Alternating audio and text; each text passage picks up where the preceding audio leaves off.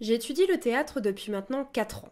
C'est cool, je vois des pièces avec d'autres copains qui eux aussi étudient le théâtre et qui eux aussi voient des pièces. On parle de Brecht, de comment Wajdi Mouawad a renouvelé l'écriture théâtrale, de à quel point la dernière pièce de Braunschweig était vraiment pas top, et vous ne savez probablement pas de qui je suis en train de parler. Parce que celles et ceux à qui je souhaite m'adresser avec cette chaîne ne savent absolument pas qui est Wajdi Mouawad ou qui est Brecht et leurs impacts sur le théâtre. Parce que finalement le théâtre, on est une toute petite partie à en avoir quelque chose à faire. Je vis ma passion dans un entre-soi, et ça se sent. Parce que les questions que je me pose sont parfois très, très loin de ce qu'un spectateur lambda peut penser. Et les spectateurs lambda, croyez-moi, ils sont beaucoup plus nombreux que mes compères et moi réunis. J'ai donc décidé de sortir de mon trou et de mes idées toutes faites sur ce qui fait théâtre ou non pour aller à la rencontre de personnes qui, elles, n'ont probablement rien à carrer du théâtre. J'ai souhaité discuter avec elles d'un mot, ou plutôt d'un groupe de mots qui en fait frémir plus d'un. N'oubliez pas le pourboire pour l'ouvreuse, aujourd'hui, on va parler théâtre contemporain.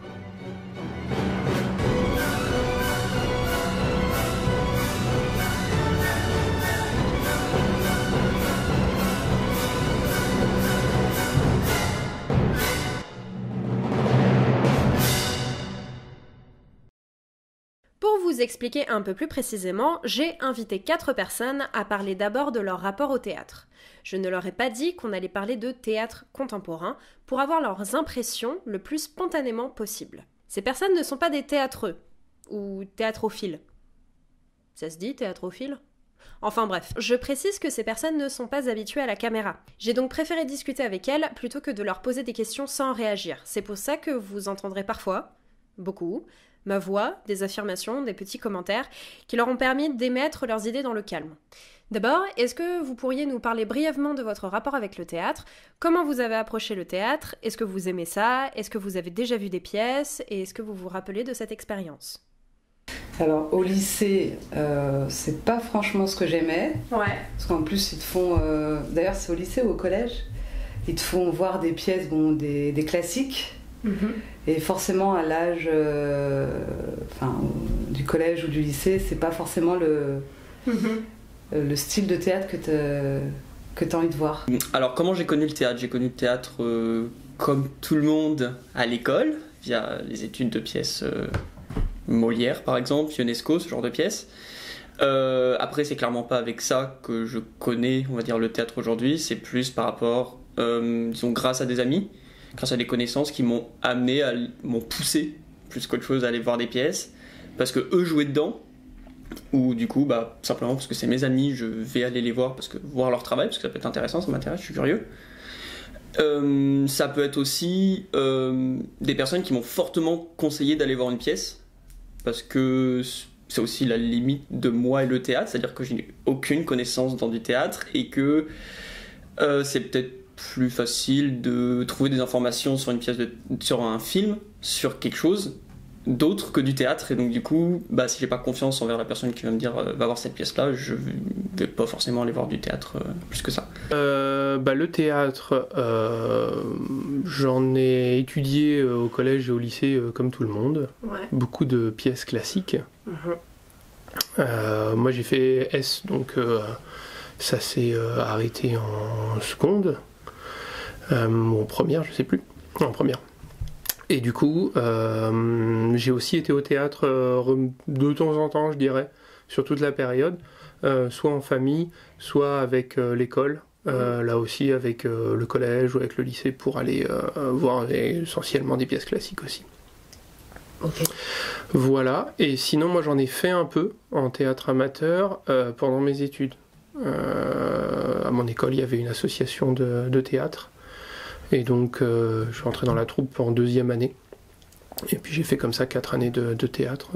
Donc c'était sympa, on montait nous-mêmes notre pièce. Et puis à la fin de l'année, on faisait 1 ou 2 représentations pour montrer tout ce qu'on avait préparé pendant l'année. D'accord. Et c'était quel genre de pièce que vous jouiez ? C'était des choses assez modernes. On a fait Roberto Zucco. Je me souviens pas des titres des autres parce qu'on détournait souvent les titres pour se moquer des élèves des autres écoles à côté. Ma mère fait du théâtre en amateur sur le côté. Et depuis toute petite, ma mère et mon père en fait font de la danse classique. Du coup, pour tout ce qui est spectacle, j'ai eu un rapport à ça.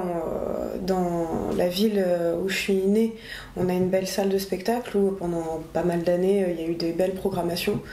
Et donc, depuis toute petite, ma mère m'emmenait voir des spectacles, ce genre de choses. Il y en a aussi, bien sûr, au collège et au lycée. Après, suivant les professeurs et les interventions, c'était plus ou moins intéressant, mais de manière générale, c'était quand même assez plaisant.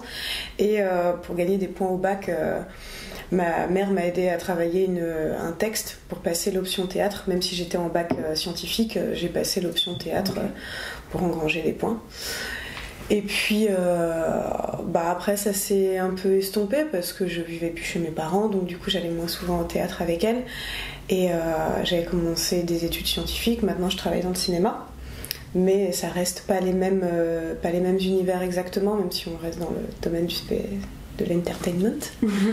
Et donc c'est assez varié. Ça va plus être des comédiens avec lesquels je travaille dans le cadre du cinéma qui vont m'inviter à voir des pièces dans lesquelles ils jouent. Et là, je peux me retrouver à aller voir du théâtre ou alors dans des festivals d'art de rue, des choses comme ça, ou dans des squats artistiques.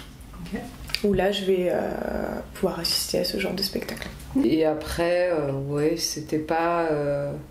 Non, c'était pas trop... C'était pas trop ton style de sortie. Ouais, c'était pas mes premières sorties. C'est pas le... Voilà. Et du coup, t'aimais bien ça. Et t'aimes toujours ça. Ouais, moi j'aime bien le théâtre.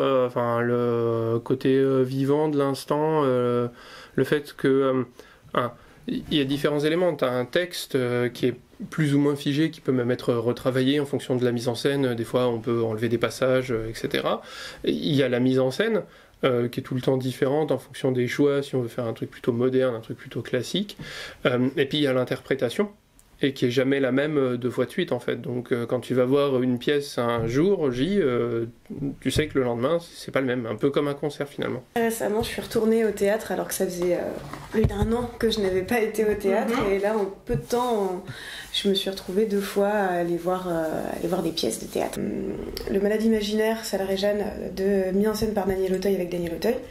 Et après c'était le Festival des Panoramiques qui se déroule à Aulnay-sous-Bois, qui est en fait le festival de théâtre d'à peu près toutes les compagnies de théâtre de la ville, okay. et quelques environs, qui se terminait donc par une compagnie qui est en résidence depuis de nombreuses années, puisque des amis sont comédiens dans cette troupe depuis longtemps. Pourquoi n'allez-vous pas au théâtre ? Est-ce à cause du prix, à cause des lieux, des thèmes, ou parce que tout simplement ça ne vous intéresse pas ? Peut-être bête, mais le fait qu'il faille se déplacer, ouais. C'est très bête, mais c'est plus facile des fois de juste prendre un film sur son ordinateur et d'aller le regarder. Comme je l'ai dit juste là, je vais pas forcément voir non plus des films, pour à peu près les mêmes raisons, parce que je connais peu le théâtre,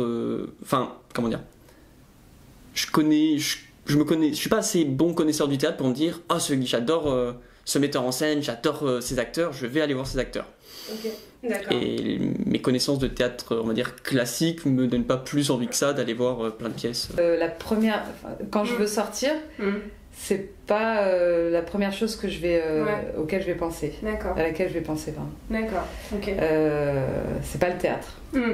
Maintenant, on me propose une pièce et on me dit viens, il y a telle pièce, ça te dit de venir. Oui. Ah, d'accord. Donc ça. En fait, je suis pas réfractaire au théâtre. Ouais. C'est juste que c'est pas dans mon habitude. Non, on y va vraiment pas souvent. Ok. On y a été hier, mais tu vois, c'est un hasard. mais sinon, c'est 1-2 fois par an, grand maximum. Déjà, ma femme est moins fan que moi du théâtre. Donc forcément, c'est pas un loisir auquel elle souhaite forcément aller trop régulièrement non plus, je pense. Il y a le prix aussi, oui, c'est vrai. Par rapport à une place de ciné, clairement, il y a un gap super important. Donc c'est quand même compliqué d'y aller aussi fréquemment que d'aller au cinéma. Et puis il y a le temps aussi, parce que même s'il y a des théâtres là où on peut habiter, ce qu'ils proposent ne m'intéresse pas forcément. Et du coup, si tu veux avoir du choix, il faut forcément aller à Paris.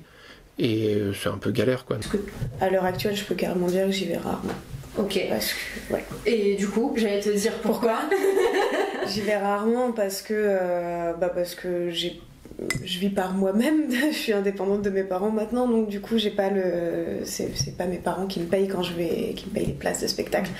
Et j'ai d'autres choses à payer. La vie rattrape les gens, donc avec le loyer et tout ce genre de choses, j'ai moins d'argent pour aller au théâtre. J'ai aussi moins de temps dans le sens où je me consacre à mon travail dans le cinéma et que même pour des gens qui font du théâtre, on n'a pas vraiment d'horaire de vie classique, rythmé, métro, boulot, dodo, donc c'est un peu par hasard que je me retrouve au théâtre. Après, c'est toujours un plaisir quand je peux y aller.